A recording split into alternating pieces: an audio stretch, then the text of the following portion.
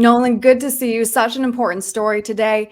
We're talking through a massive data breach. Hackers may have stolen 3 billion social security numbers. And take a look at this headline just to put it in perspective. That means hackers may have stolen the social security numbers of every American. And according to the experts, those numbers are now available for free on an online marketplace for stolen personal data. So let's talk through what we can and should do to protect our information. And your first bit of advice is one we've heard before: freeze your credit. Thanks, Erin. And yeah, what a great thing to start going over. We've already had some clients that have asked us about this. And freezing credit's a very good first step. And basically what you're doing is contacting these credit bureaus, which we've put links to all of them in the description below the video. But you can click through each of those, basically notify them that you'd like to freeze your credit. And what that does is it basically disallows anybody that may have your social security number from opening up new lines of credit for the time being. You basically have to contact the credit bureau, reauthorize yourself each time to unfreeze it, go through a lengthy process, but it's to protect yourself so that in experiences like this, somebody doesn't just start opening up a bunch of credit cards or mortgages or something like that in your name and in your social security number. Right. It's not just new accounts, but also your current accounts. You need to monitor that activity closely.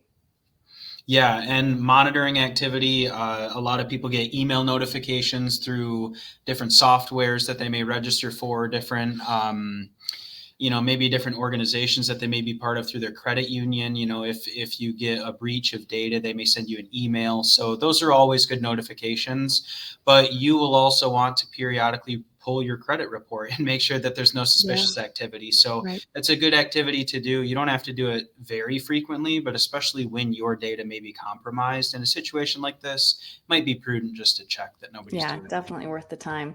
And next, you suggest setting up two-factor authentication. What does that mean exactly?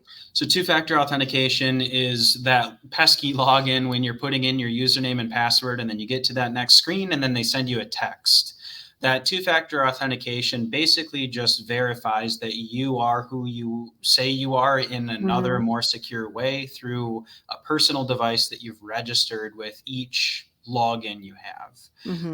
So you log in with your bank, you log in with your credit card, you log in with anything that has to do with your finances, like your 401k or investment accounts. All of them should have two-factor authentication, because you don't want just anybody that has your username and password to be able to log in as they wish. Yeah, good point. And then last, of course, the biggest risk is us. Hackers will do everything they can to steal our information, and they're very good at it. So we have to be vigilant. And they're getting a lot better at it. I've watched like some videos where they use AI to impersonate voices, or it's somebody who knows like quite a bit about your family because they're able to obtain information online. So just be diligent, learn, I guess, more as you can about the ways that these people are taking advantage of you. A lot of times it's the high pressure tactics of we need money now, or I don't think many people fall for that. You're going to be arrested this afternoon if you don't send us $500, but some people do. And it's a very scary, real thing. So just protect yourselves, be vigilant, and ask questions.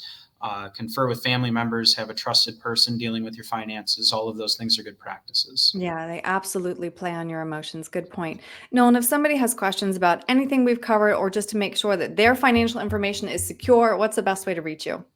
Sure. So they can call us at 616-301-2581, or go to our website, cornerstone-rp.com, and there's a contact us box at the bottom. Great. Nolan, thank you. Thanks, Erin.